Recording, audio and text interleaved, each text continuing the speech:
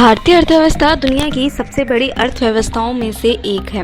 इन वर्षों में काफ़ी तेज़ी देखने को मिली है, जिसके कारण इसका प्रभाव पूरी दुनिया की अर्थव्यवस्था अर्थात विश्व अर्थव्यवस्था यानी कि इकोनॉमिक पर असर पड़ा है। इसका मुख्य कारण इकोनॉमी के अनेक क्षेत्र लाइक आईटी, मैन्युफैक्चरिंग, तेल, पेय पदार्थ, गैस आदि से संबंधित कंपनियां हैं। भारत में सभी कंपनियों की सफलता इन कंपनियों की मार्केट कैपिटलाइजेशन यानी बाजार पूंजीकरण पर निर्भर करती है। मार्केट कैपिटलाइजेशन को कंपनी के शेयरों के मौजूद बाजार मूल्य यानी मार्केट प्राइस के प्रोडक्ट के रूप में देखा जा सकता है, जिसमें टोटल आउटस्टैंडिंग स्टॉक्स होता है। इसका यूज़ कंपनी के वैल्यूएशन और उनके वर्तमान शेयर बाजार मूल्य और बकाया स्टॉक की कुल संख्या के आधार पर दिखाने के लिए किया जाता है। तो दोस्तों, आज के वीडियो में हम बात करने जा रहे हैं top 10 biggest companies in India. सरल शब्दों में कहा जाए तो मार्केट कैपिटलाइजेशन वह मूल्य है जो जनता द्वारा कंपनी के शेयर के लिए रखा जाता है।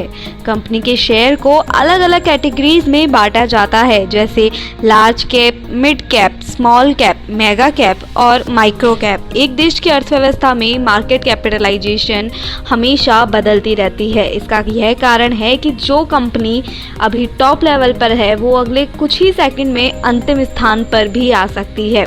मार्केट कैपिटलाइजेशन के अनुसार 2019 में भारत की टॉप 10 कंपनीज कौन सी थी उसके बारे में आज हम बात करेंगे। 2020 के अनुसार जो भारत की जो लिस्ट निकली है वो अभी कुछ फिक्स नहीं है, तो जैसे ही उसकी इन्फॉर्मेशन आएगी हम आपके लिए ज़रूर लेकर आएंगे। दोस्तों, स्टडी के बेसिस पर आपके लिए ये जानना बेहद ज़रूरी है कि टॉप 10 कंपनीज कौन सी हैं ऐसी जो कि बिगेस्ट नाम ली हुई है 2019 के अकॉर्डिंग। तो नंबर 10 पर हमारी आती है टॉप 10 की लिस्ट में मारुति सुजुकी।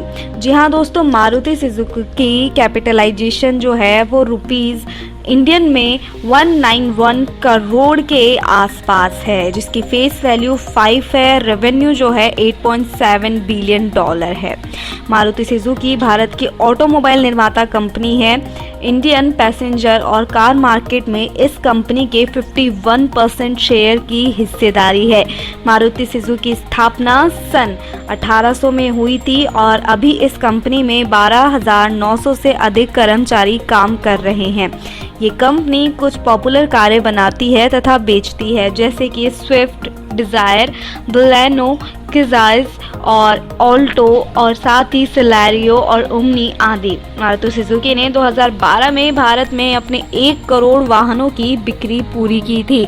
इस कंपनी की नेट इनकम लगभग $690 मिलियन है।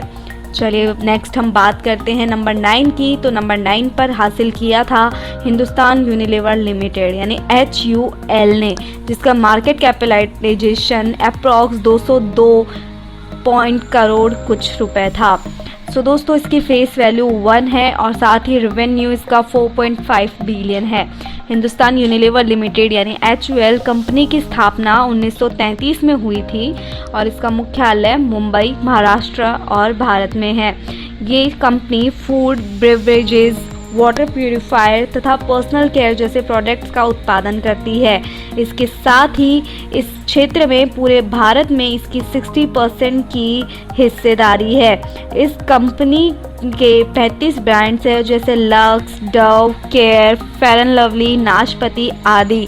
HUL की नेट इनकम $640 मिलियन के आसपास रखी। नंबर 8 पर आती है इन्फोसिस, जिसका मार्केट कैपिटलाइजेशन 228 करोड़ के आसपास है, जिसका फेस वैल्यू 5 है और रेवेन्यू उसका $10.1 बिलियन है। इन्फोसिस कंपनी भारत के IT क्षेत्र में सबसे बड़ी कंपनीज में से एक है, जैसे 1981 में शामिल किया गया था। ये इंडियन मल्टीनेशनल कॉरपोरेशन है जो कि business consulting, information technology, outsourcing services जैसी सेवाएं देती है। इन्फोसिस कंपनी के विश्व स्तर पर 85 सेल एवं मार्केटिंग ऑफिस हैं तथा 114 डेवलपमेंट सेंटर्स हैं। इस कंपनी की नेट इनकम 70,000 करोड़ रुपए है।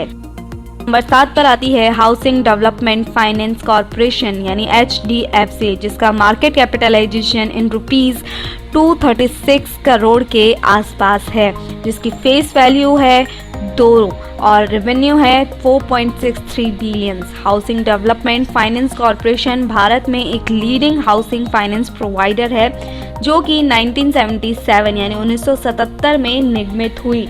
इसका हेडक्वार्टर मुंबई, महाराष्ट्र, भारत में है।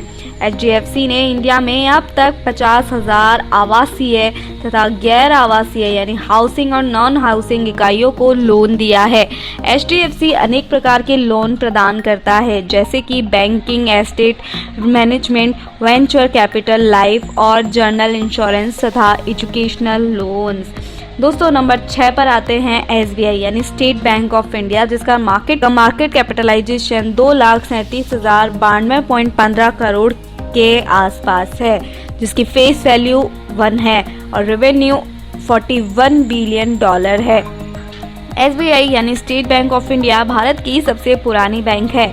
SBI के 36 से अधिक देशों में कार्यालय हैं तथा 14,000 से अधिक ब्रांचेज हैं। SBI द्वारा अनेक सेवाएं प्रदान की जाती है, जैसे कि उपभोक्ता बैंकिंग, कॉर्पोरेट बैंकिंग, फाइनेंस और साथ ही बीमा, निवेश बैंकिंग, बंधक ऋण आदि।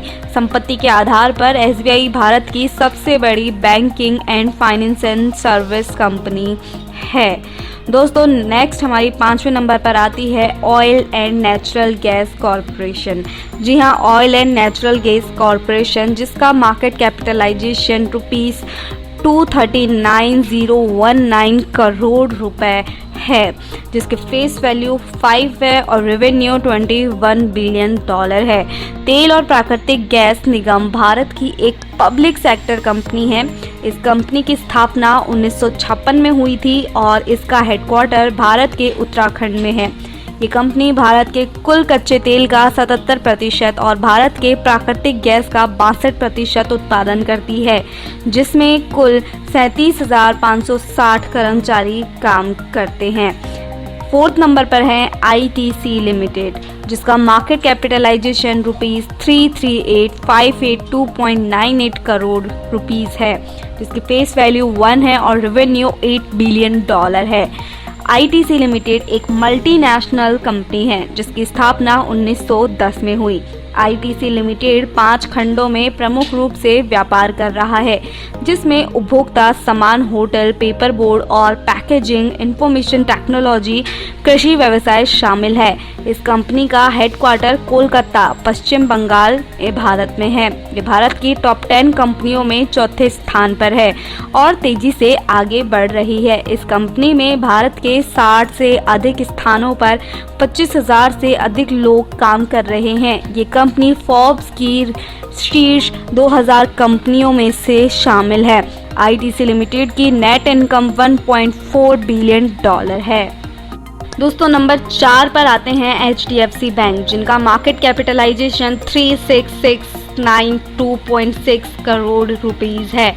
इसकी फेस वैल्यू 2 है, रेवेन्यू 11 बिलियन है। HDFC बैंक लिमिटेड यानी भारतीय कंपनी बैंकिंग एवं फाइनेंशियल सर्विसेज पर आधारित है, जो 1994 में निर्मित हुई थी। इसका हेडक्वार्टर मुंबई, महाराष्ट्र, भारत में है। HDFC बैंक संपत्ति के आधार पर भारत का दूसरा बड़ा प्राइवेट सेक्टर लेंडर है, अर्थात निजी क्षेत्र का ऋण दाता है। HDFC बैंक के पास 90,421 कर्मचारी हैं, 4,281 से अधिक ब्रांचेज हैं और देश में 12,054 से अधिक ATM हैं। नंबर 2 पर है रिलायंस इंडस्ट्रीज लिमिटेड यानी RIL, जिसका कैपिटलाइजेशन है 459,006.5 करोड़ और जिसका फेस वैल्यू है 10 और जिनका रेवेन्यू है 44 बिलियन। रिलायंस इंडस्ट्रीज लिमिटेड में एक भारतीय बहुराष्ट्रीय कंपनी है जो 1966 में निर्मित हुई थी। रिलायंस कंपनी पेट्रोलियम, प्राकृतिक गैस और पेट्रोकेमिकल, कपड़ा, खुदरा और टेलीकम्युनिकेशंस और मीडिया के कारोबार में लगी हुई है।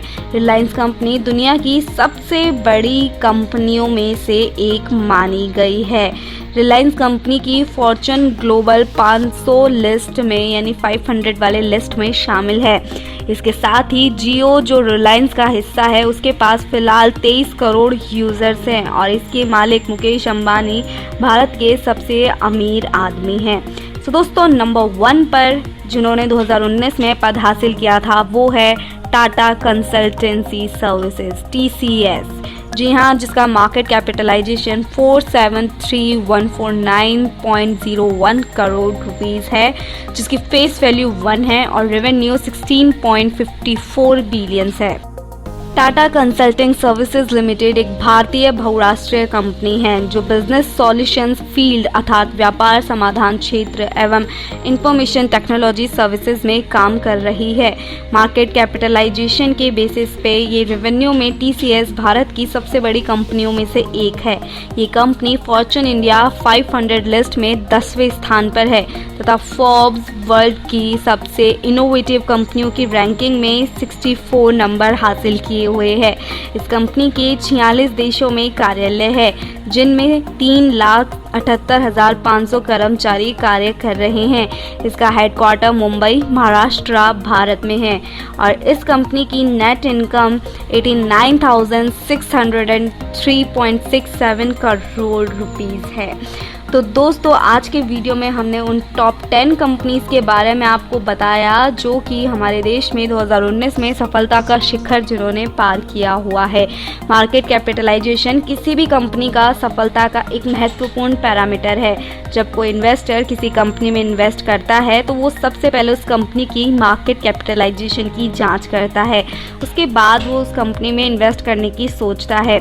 मार्केट कैपिटलाइजेशन किसी कंपनी का महत्वपूर्ण डेटा होता है। तो उस बेसिस के ऊपर जो टॉप 10 कंपनीज थी उनकी लिस्ट आज हमने आपको बताई है। मैं उम्मीद करती हूँ कि मेरे द्वारा दी गई ये जानकारी आपको सही लगी होगी। अगर आपका इसके रिगार्डिंग कोई भी सवाल है तो आप हमें नीचे कमेंट करके पूछ सकते हैं। मिलते हैं आपसे अगले वीडियो में, तब तक के लिए धन्यवाद।